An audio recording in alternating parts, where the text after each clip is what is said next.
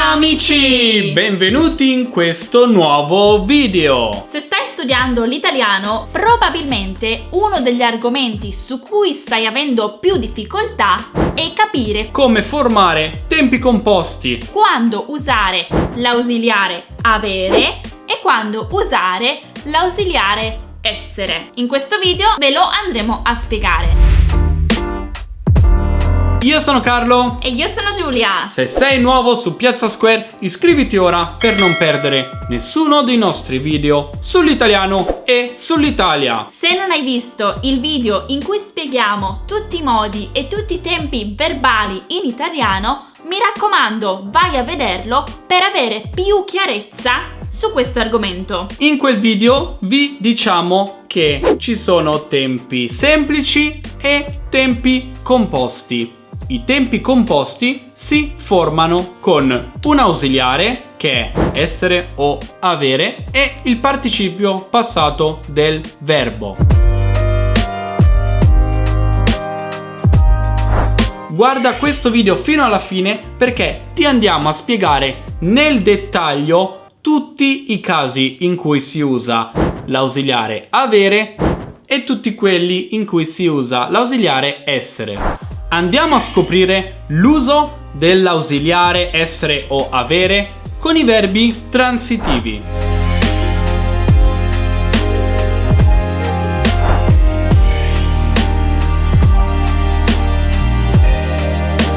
Il verbo avere si usa per formare i tempi composti dei verbi transitivi attivi. Ad esempio, io ho mangiato. Tu avevi guardato. Che voi aveste cucinato. Il verbo essere fa da ausiliare per formare la forma passiva dei verbi. Io sono stata vista. Tu eri stato avvertito. Noi fummo stati licenziati. I tempi composti dei verbi impersonali. Quindi, ad esempio, mi è sembrato. Mi è appena sembrato di vedere un gatto. Infine, usiamo essere come ausiliare per formare i tempi composti dei verbi riflessivi. Mi sono lavata. Mi ero svegliato. Se hai ancora dei dubbi tra verbi transitivi, intransitivi,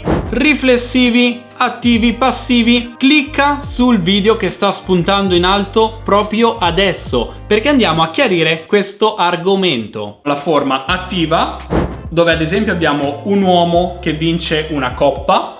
Abbiamo la forma passiva, in cui la coppa è vinta dall'uomo. Nella forma riflessiva, l'azione si riflette sul soggetto della frase.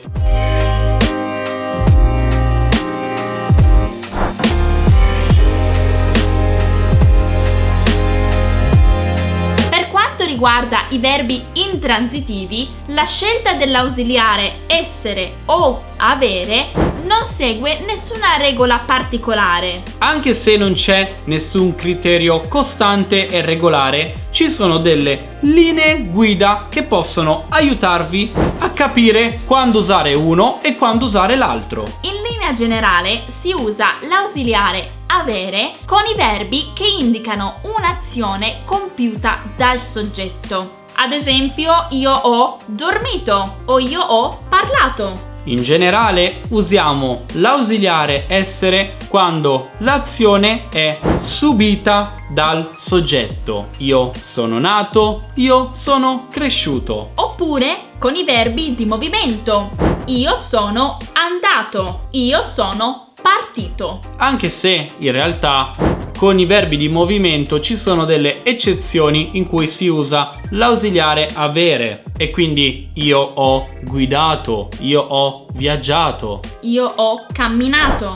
Spero che adesso abbiate le idee un po' più chiare sull'ausiliare avere o essere per formare i tempi composti. Ci sono molte eccezioni, puoi andare a trovarle sui libri, ma ti consiglio piuttosto di ascoltare molto, perché è un argomento che alla fine imparerai in modo automatico, senza nemmeno rendertene conto. Bene ragazzi, spero che questo video vi sia piaciuto, iscrivetevi al canale E se volete maggior chiarezza sui verbi in italiano, mi raccomando, seguiteci anche sulla nostra pagina Instagram. Troverete il link diretto nella descrizione qui sotto. E noi ci vediamo nel prossimo video. Ciao!